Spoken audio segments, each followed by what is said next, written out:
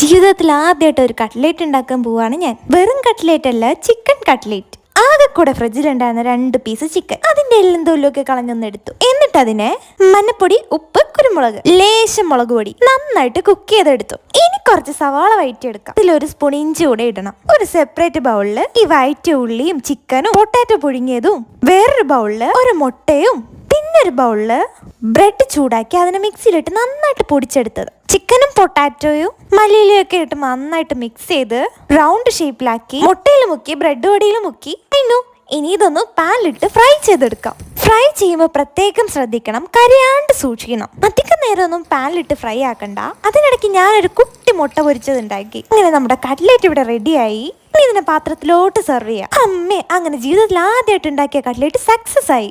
പിന്നെ ഒരു mango shake ഉണ്ടാക്കി. മെയിൻ പരിപാടി ടേസ്റ്റ് ചെയ്യുക. നല്ല സോഫ്റ്റ് ആയിട്ടുള്ള കട്ട്ലേറ്റ് ആയിരുന്നു. നിങ്ങളും ട്രൈ ചെയ്യുക.